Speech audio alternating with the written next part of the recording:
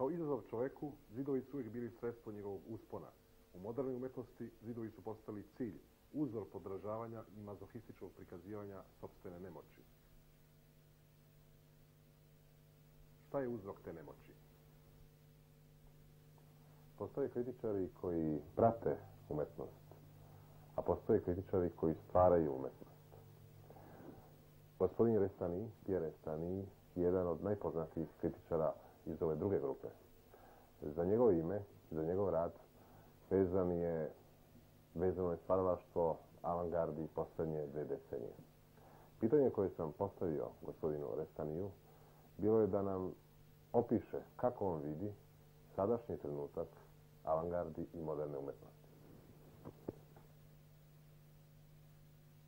Je pense qu'on ne peut pas avoir une vision claire et, disons, objective de la situation de l'art contemporain, avec tous ses problèmes, avec toutes ses contradictions, si on ne se remet pas dans une dimension extrêmement précise qui est celle de l'information. Aujourd'hui, et surtout dans le domaine des arts visuels, l'artiste est fondamentalement dans une position de concurrence. Pendant longtemps, le peintre, le sculpteur, le graveur ont monopolisé l'ensemble de l'information visuelle. Avec l'apparition de la photographie, l'histoire de l'art s'est accélérée dans le sens de la concurrence des procédés industriels et mécaniques.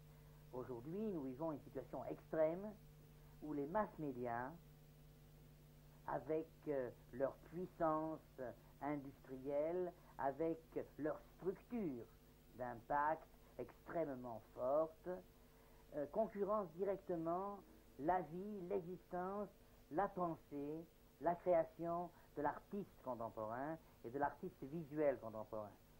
Lorsque le peintre aujourd'hui se lève, et jusqu'au soir quand il se couche, il est en pleine concurrence avec les masses médias.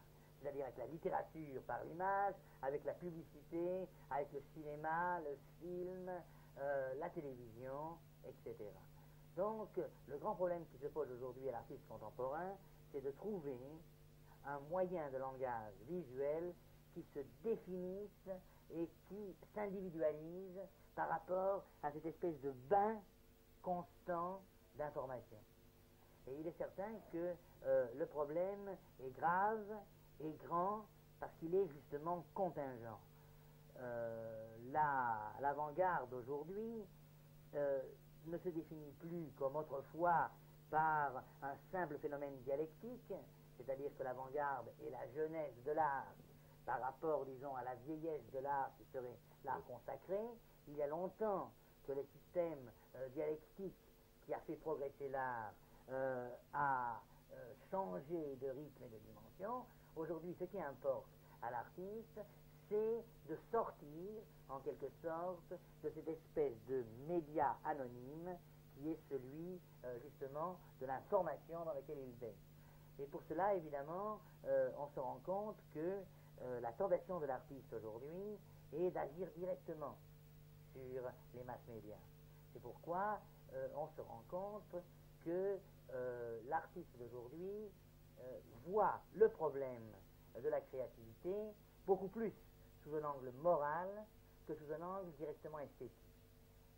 On se rend compte aujourd'hui que Picasso est mort et que Duchamp aussi est mort, que sans doute Picasso a fermé en quelque sorte le 19e siècle et que le 20e siècle est né avec Duchamp.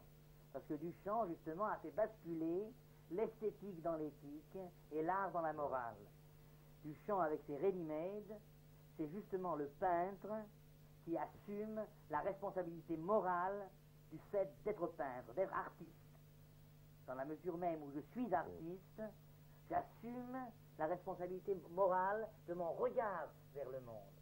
Et je prends un objet quelconque, par exemple ce verre, par exemple cette bouteille, et je déclare que cet objet industriel de série est véritablement une sculpture, parce que j'ai décidé d'opérer ce baptême artistique de l'objet et de l'assumer en tant que tel. je pense que ce phénomène est capital pour le XXe siècle, et le XXe siècle est né avec lui. À partir de ce moment-là, on peut dire que tout ce qui, dans le XXe siècle, est un phénomène créateur, est un phénomène moral. Alors le masochisme, justement, consiste à considérer que l'avant-garde reste encore un phénomène traditionnel et d'introduire en quelque sorte des critères d'autrefois pour juger de l'art contemporain. Car le grand problème aujourd'hui, c'est la lutte contre la mort de l'image, qui est aussi la lutte et la course contre la montre, c'est-à-dire la lutte et la course contre le temps.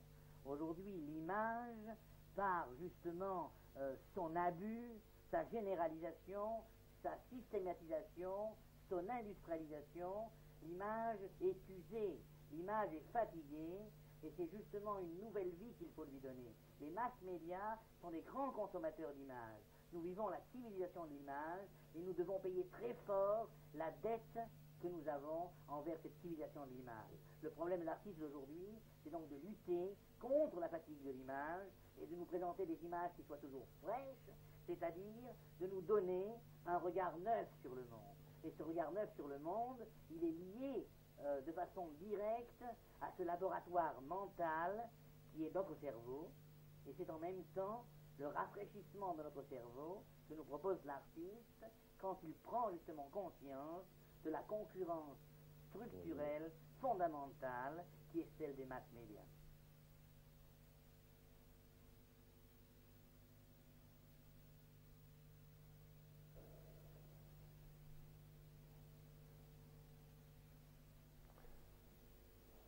Početkom veka dadaisti su istakli svoj cilj. Ustoličiti idiote svuda. Izvršiti potpunu kreatinizaciju čovečanstva. Mora se priznati da su u izvjesnom smislu imali velikog uspeha. Danas u širokim delovima moderne kulture ti ideali postali su prava stvarnost. Nije više ideal kultura, već antikultura. Nije više ideal znanje i mudrost, već subnormalno, infantilno stanje. I jedan od najboljih predstavnika tog uspeha, te izvrnute vrednosti, jeste upravo američki slikar Cy Twombly. On uspeva da skoro savršeno imitira žvrljotine koje obično srećemo u dečijim sveskama kod dece od 2, 3 ili 4 godine starosti. Moglo bi se reći da Herbert Marcuse ima pravo, ima samo delimično pravo kada kaže da moderna umetnost komunicira prekid komunikacija. U izvjesnim slučajima, kao ovom, moderna umetnost još uvijek komunicira. Komunicira svoje infantilno, subnormalno stanje.